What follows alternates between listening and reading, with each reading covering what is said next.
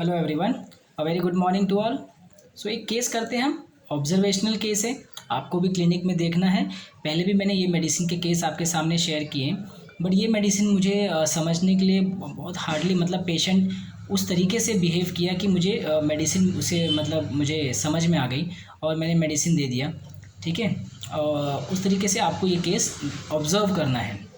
ठीक है, मेरे पास एक पेशेंट आया, अपने हस्बैंड के साथ आई। ये मेरा पुराना पेशेंट है, पिछले 3 साल पहले इसको अर्थराइटिस का प्रॉब्लम था और वो ठीक हो गई थी मेडिसिन से। इस बार वो उसको चक्कर और स्लीपलेसनेस की प्रॉब्लम के लिए आई। उसका बीपी चेक किया तो 160-170 के आसपास चल रहा था और उसको नींद की प्रॉब्लम पिछले 2 महीने से चल रही है। वो रात को सो नहीं पा रही। ठीक है, and see the observation, patient आता कैसे है और बैठता कैसे है। ठीक है, सो अपने हस्बैंड के साथ आई, इस तरीके से हाथ रख के ऐसे इसे दबा के ज़ोर से ऐसे आके बैठ गई। ठीक है, और आंखें एकदम ऐसा झुकी हुई, बोलते ना एकदम डल जैसी। ठीक है, सो मैंने बोला कि क्या हो गया, तो इसी तरह से पकड़ के चक्कर बहुत आ रहे हैं, चक्कर बहुत आ रहे हैं, नींद की प्रॉब्लम है। नींद की प्रॉब्लम सर को डॉक्टर साहब पहले भी आपसे दवा लिया था, घुटने का तकलीफ़ था, देखिए आप मैं ठीक हो गई थी। सो इस बार भी दवा दो सर, नींद आ जाए, मेरे को नींद की प्रॉब्लम है, 9 महीने से सो नहीं पा रही हूँ और अभी तो चक्कर बहुत आ रहे हैं 2 दिन से, बहुत ऐसा घूम रहा है, नाच रहा है, मतलब समझ नहीं रहा है। तो मैंने बोला कि ये ऐसे क्यों बैठे हो, सीधा बैठो। नहीं नहीं नहीं डॉक्टर साहब, ऐसे कर रही हूँ ना तो थोड़ा कम आ रहा है, तो इसमें इसलिए इसी पोजीशन में मैं बैठी हूँ, ऐसे दबा के ऐसे पकड़ी हूँ तो मेरे को कम आ रहा है। ये हटा दूँगी ना सर तो मैं अपना बैलेंस नहीं संभाल पाऊँगी, मतलब फिर मैं रोक नहीं पाऊँगी अपने आप को, तो शायद फिर मैं गिर जाऊँ या फिर मुझे चलने में बहुत दिक्कत हो जाएगी, फिर सर एकदम नाचने लगेगा। तो मैं ऐसा दबा के रख रही हूँ ना सर, तो फिर मेरे को बहुत आराम है सर, तो मुझे ऐसे थोड़ा कंफर्टेबल लग रहा है। सो मैंने बोला ठीक है चलो। हाँ, so this is the case. हाँ, ज़्यादा कुछ पूछने की ज़रूरत नहीं है, मतलब आप पूछ सकते हो, केस में और प्रोसीड कर सकते हो, मगर अभी इतना पेशेंट ने बोल दिया ना तो आपको समझ जाना चाहिए मेडिसिन क्या है। सो मैंने उससे पूछा था 2-3 दिन कितने दिन से चल रहा है, कब से क्या हो गया, क्या हुआ था, अचानक से कैसे हुआ, तो कुछ ऐसा उसने कुछ बहुत ज़्यादा रेफरेंस नहीं बताया, बट द मेन पेशेंट आपके सामने करता क्या है वो बहुत ज़रूरी है। ठीक है, आपको वही चीज़ देखना है जो पेशेंट हमें दिखाता है। तो पेशेंट यहाँ क्या कर रहा है, ये हाथ इसको पकड़ के अपने आप को कंफर्ट जोन में बैठा के रखा है, पकड़ के रखा है। ठीक है, इसको हटा नहीं रहा है। नहीं नहीं डॉक्टर साहब, इसको हटाऊंगी तो बहुत फिर बैलेंस नहीं हो पाएगा मेरा। तो this is held desire, held ML been held. ठीक है, तो ये क्या है, हेल्ड है ना, उसने हेल्ड करके रखा है उसको। क्यों?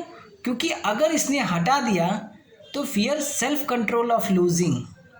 ठीक है, will, loss of will power, muscle refuse to obey the will when attention is turn away. एक रूब्रिक है हमारे पास, ब्यूटीफुल रूब्रिक है।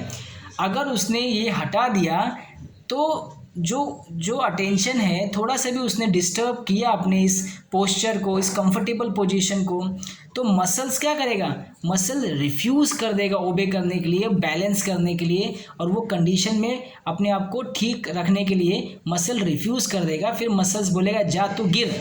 ठीक है, जा तू गिर जा।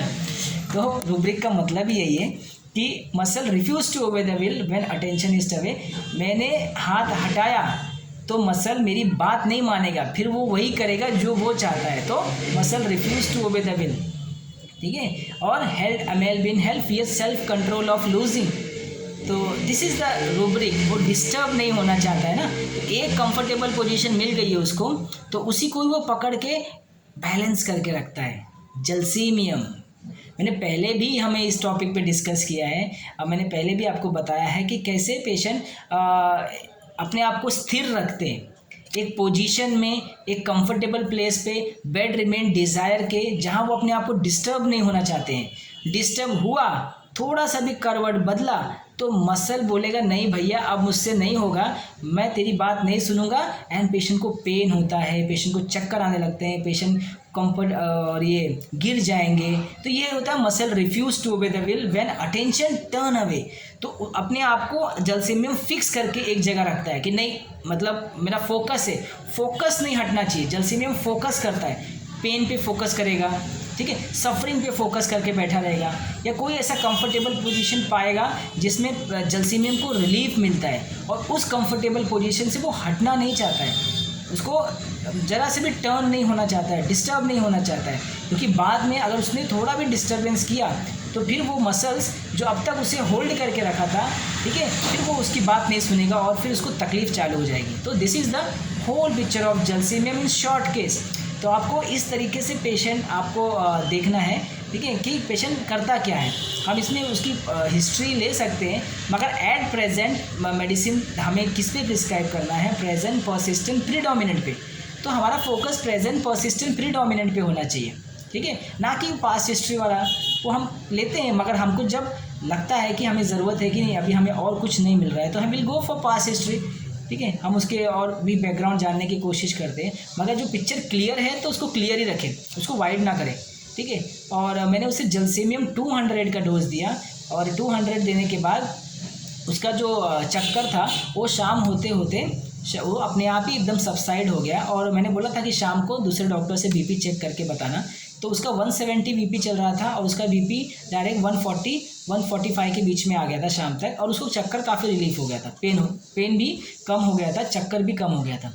एंड उसके बाद 15 दिन के बाद जब वो आई मेरे पास, उसका बीपी था 120/80 था और उसका चक्कर तो पूरी तरह से ठीक हो गया था। स्लीपलेसनेस बोलती है कि पहले से वो 4 घंटा, अब 3-3.5-4 घंटा वो सो लेती है और उसके बाद फिर नींद टूटती है तो फिर नहीं आती है। तो मैं बोला ठीक है, वापस से 15 दिन का दवा दिया। 15 दिन के बाद वो आई, नींद में 4-4.5 घंटा पहले से सो पाती है, ठीक है। फिर से मैंने 1 महीने का दवा दिया, 1 महीने में वो 5-5.5-6 घंटा वो सोती है, ठीक है।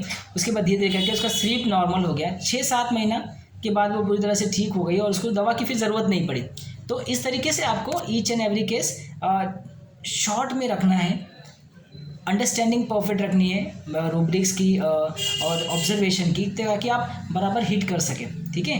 तो थैंक यू सो मच, ठीक है। इस तरह से पेशेंट आपको दिखाएंगे कि वो क्या कर रहे हैं और आपको उस तरीके से पकड़ना है, ना कि हमें अपना खुद से कुछ नहीं डालना है। जो पेशेंट दिखाता है हमें सिर्फ वो पिक करना है, वो रूब्रिक्स पिक करना है, वो ऑब्जर्वेशन पिक करना है, और हमें सिर्फ वो रूब्रिक फाइंड आउट करना है जो हमारे रिपर्टरी में ऑलरेडी है। तो थैंक यू सो मच। फिर नेक्स्ट केस में हम जल्दी मिलेंगे। नेक्स्ट केस में मैं आपको कुछ ऑब्जर्वेशन और बताऊंगा, ठीक है, जिसकी बेस पे जो मैंने अपने क्लिनिक में मैं पेशेंट को देखता हूँ। तो नेक्स्ट वीडियो में हम जल्दी मिलेंगे। Thank you so much.